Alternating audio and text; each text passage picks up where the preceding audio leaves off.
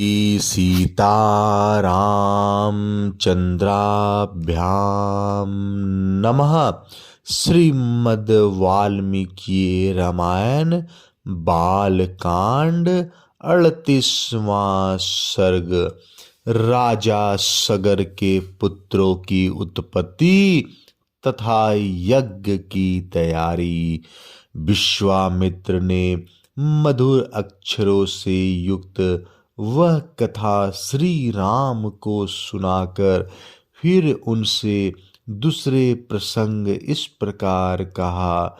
वीर, पहले की बात है, अयोध्या में सगर नाम से प्रसिद्ध एक धर्मात्मा राजा राज्य करते थे।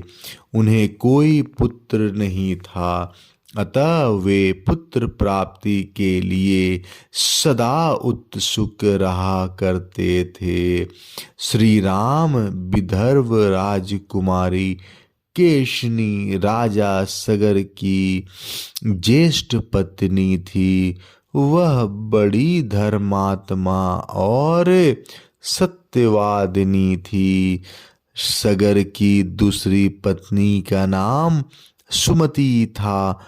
वह अरिष्ट नेमी कश्यप की पुत्री तथा गरुड़ की बहिन थी।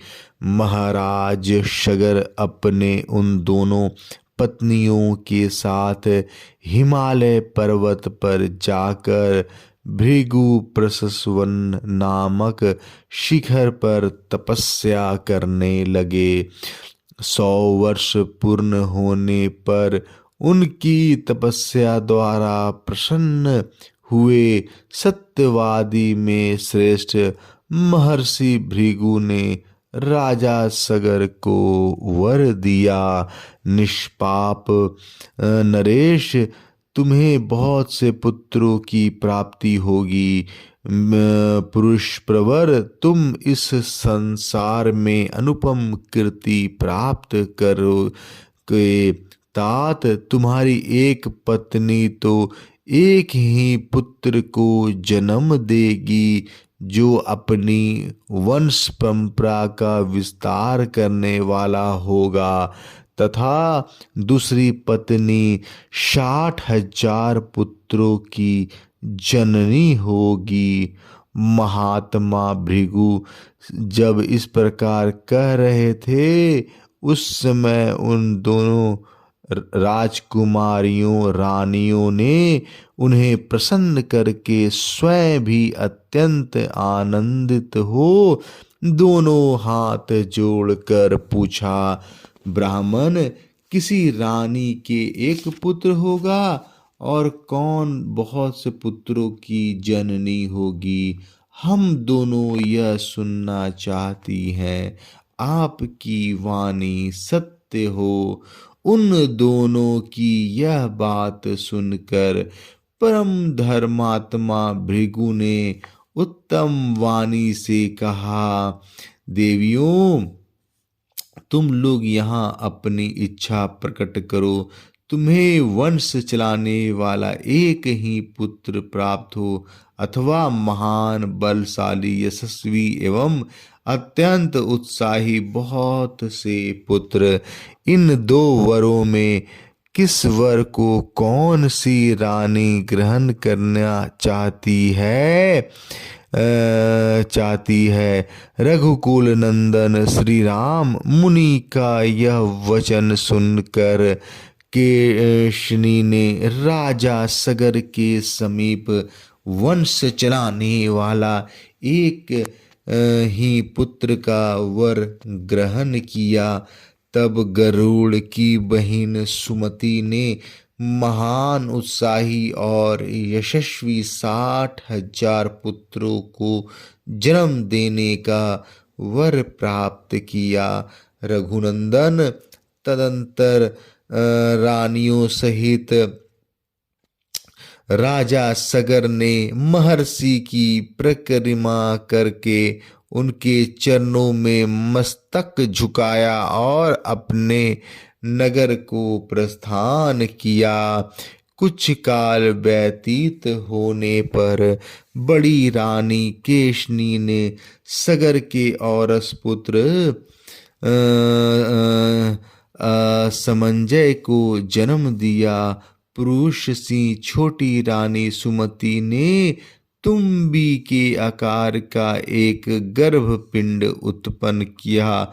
उसको फोड़ने से 60,000 बालक निकले। उन्हें घीसे से भरी हुई बड़े कड़ाहे घड़ों में रखकर धाइयाँ उनका लालन पोषण करने लगा। धीरे धीरे जब बहुत दिन बीत गए तब वे सभी बालक युवा अवस्था को प्राप्त हुए। इस तरह दीर्घ काल के पश्चात राजा सगर के रूप और युवावस्था से सुशोभित होने वाले 60,000 पुत्र तैयार हो गए।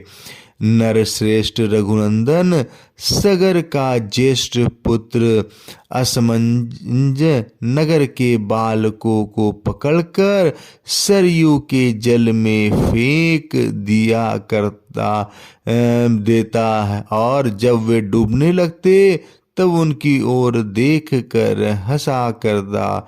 इस प्रकार पापाचार में प्रवृत्त होकर जब वह शत पुरुषों को पीड़ा देने और नगर निवासियों का अहित करने लगा, तब पिता ने उसे नगर से बाहर निकाल दिया। असमंज के पुत्र का नाम था अंशुमन। वह बड़ा ही पराक्रमी था, सबसे मधुर वचन बोलने वाला तथा सब लोगों का प्रिय था। नरश्रेष्ठ, कुछ काल के अनंतर महाराज सगर के मन में यह निश्चय विचार हुआ कि मैं यज्ञ करूं। यह दृढ़ निश्चय करके वे वेद वेता नरेश अपने उपाध्यायों के साथ यज्ञ करने की तैयारी में लग गए। 38वां सर्ग समाप्त। जय श्री राम।